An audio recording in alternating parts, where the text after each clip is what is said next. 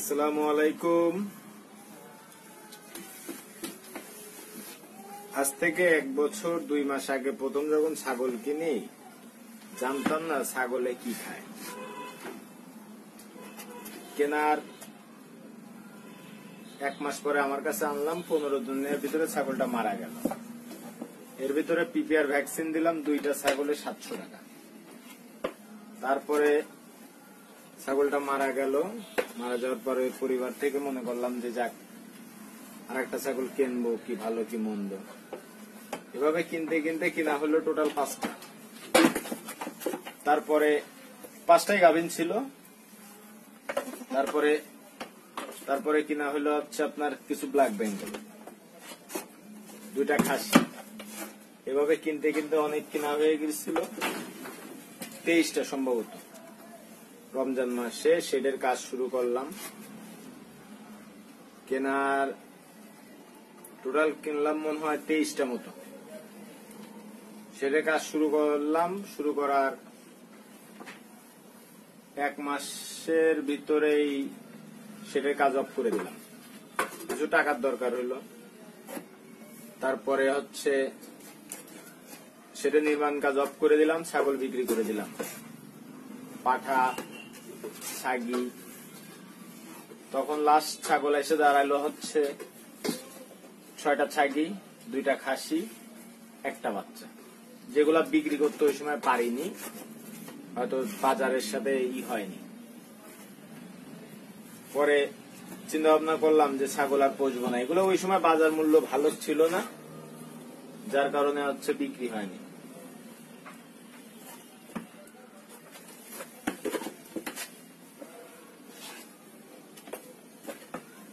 পরে আমার বাসায় নিয়ে আসলাম, কুরবানি হয়ে গেল আমার খাসি 2টা।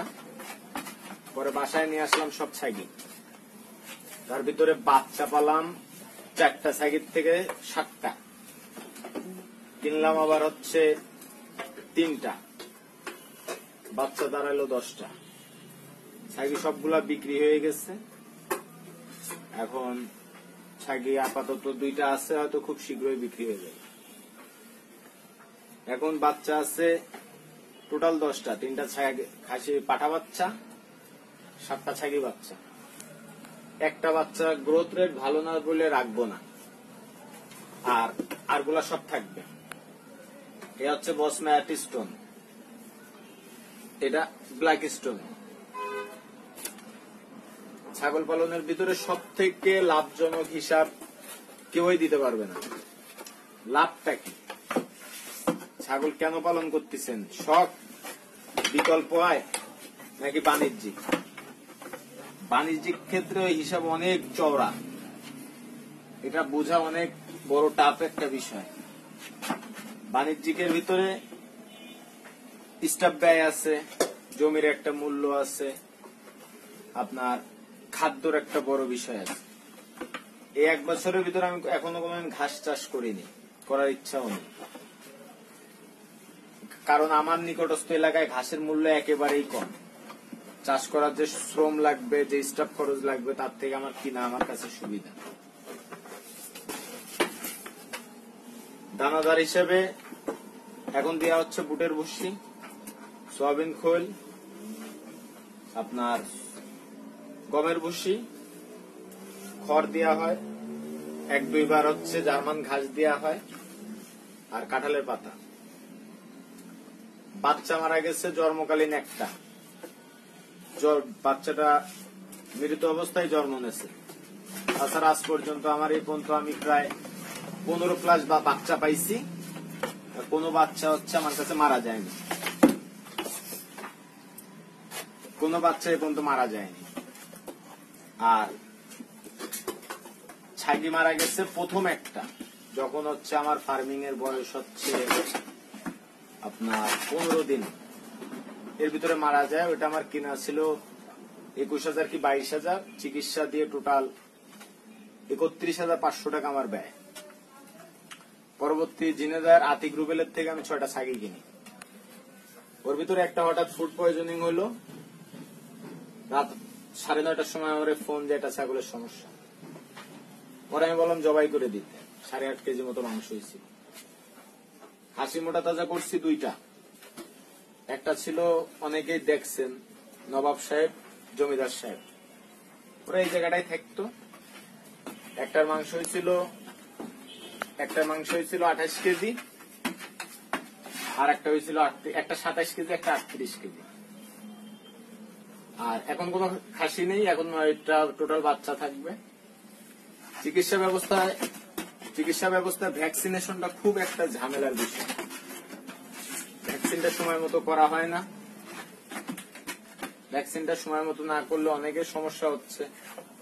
এর ভিতরে সবথেকে আমার যে ভুলটা মনে হয়েছে, ভ্যাকসিনটা করার জন্য এখনো কোনো ক্ষতির সম্মুখীন হয়নি, কিন্তু ম্যাস্টাইটিস আমারে খুব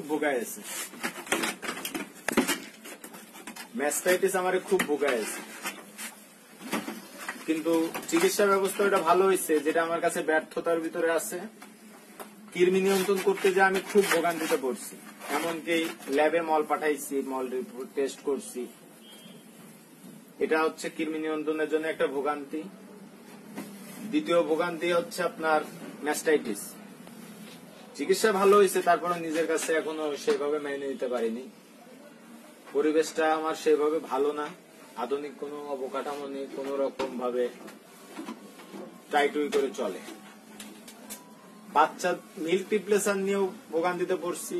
এর জন্য ঢাকা থেকে আনছি, যশোর থেকে কিনছি। সবচেয়ে বড় বিষয়টা হচ্ছে শুরু থেকে এই পর্যন্ত আমি যে কয়টা বাচ্চা পাইছি সবগুলার গ্রোথ রেট ভালো।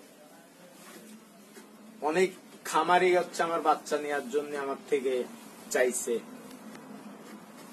আমি ওইভাবে বিক্রি করিনি, বাচ্চা বিক্রি করছি মনে হয় 2টা আলাদা, তাছাড়া ওইভাবে বাচ্চা বিক্রি করিনি।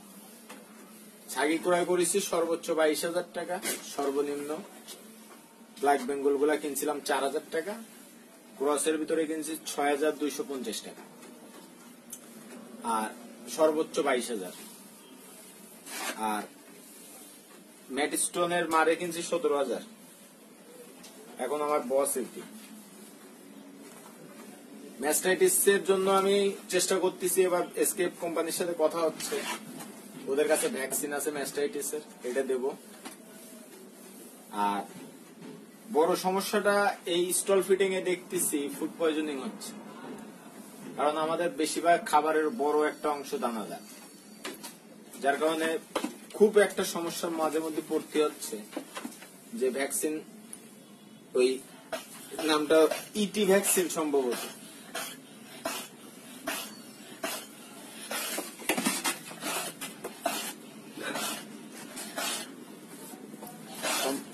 এটা ইটি ভ্যাকসিন। ভ্যাকসিনটা পাচ্ছি না, বাংলাদেশে নাই। এটা দিলে হয়তো কিছুটা সমস্যার সমাধান হবে। আর কৃমির জন্য বড় ভোগান্তি হচ্ছে, কৃমির যে ওষুধটা আমরা ওজন মাপ না নিয়ে কৃমির ওষুধ ইউজ করি, যেটা বড় একটা ভুল। আর গাভীন অবস্থায় আমার প্রতিটা ছাগিরে আমি ভিটামিন এ দিতাম, কারণ আমার কোনো প্রাকৃতিক ঘাস নেই, ভিটামিন এ দিতাম। আর খড়ের সাথে দেওয়া হয় হচ্ছে আপনার ডিসিপি, এটা বেশিরভাগ ইউজ করছি এসকেপ কোম্পানি আর পপুলারের। আর মাসে 2-3 দিন জিঙ্ক দেওয়া হয়, মাসে 2-3 দিন জিঙ্ক দেই। আর কৃমির ওষুধটা এখন দেওয়া হচ্ছে, একটা পরীক্ষামূলক কৃমির ওষুধ চলতেছে, কারণ এখন তো আমার কাছে বেশিরভাগ বাচ্চা, তা চেষ্টা করতেছি যে বাচ্চাগুলোর থেকে একটা ভালো ফিডব্যাক পাওয়ার। কমার্শিয়ালে যারাই আসতেছে তাদের একটা জিনিসই ভাবা উচিত, যে কেন এগুলা হচ্ছে কিংবা কি করলে হচ্ছে, এটা আগে দেখতে হবে।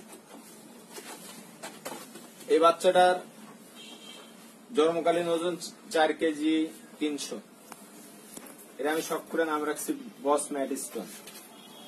এখন লাইভ ওয়েট 20 কেজির উপরে। আজকে বয়স হচ্ছে 3 মাস 7 দিন। এর একটা অনলাইন বাজার মূল্য সর্বনিম্ন 10,000 টাকা। এরা দুই ভাই বোন, এর বোন আছে আর এ আছে, কিন্তু আমার এটা কেনা না। বাজার মূল্য হিসাব করলে 10-এর বেশি, অনেক বেশি বিক্রি হবে। ওইটা ম্যাটার না, ম্যাটার হচ্ছে যে বেস্ট প্রোডাক্ট। আপনার কাছে 10টা বাচ্চা আছে, তার ভিতরে একটা বেস্ট, ওইটা বেস্ট না। 10টার ভিতরে 9টা বেস্ট, 9টা বেস্ট যদি থাকে তাহলে ওইটা বেস্ট। আর বাচ্চাদের একটু হাঁটা চলার জায়গা যদি করা হয়, বাচ্চারা অনেক রিল্যাক্স করতে পারে। এদের জন্য আলাদা মিনারেল ব্লক রাখা আছে এসিআই কোম্পানির। মাসে 2-3 বার, কি এমনও দিন যায় 5 বার জিঙ্ক দেওয়া হয়। আর সবচেয়ে বড় বিষয়টা হচ্ছে এদের রিল্যাক্সের একটা বড় বিষয় আছে। এদের যে জিনিসটা দেখলাম, যেদের এদের হচ্ছে রিল্যাক্সের একটা বড় বিষয় আছে। রিল্যাক্স করতে যদি এরা ফুলফিল পারে, তাহলে এরা এদের বডিটাই সেইভাবেই হইতে পারে।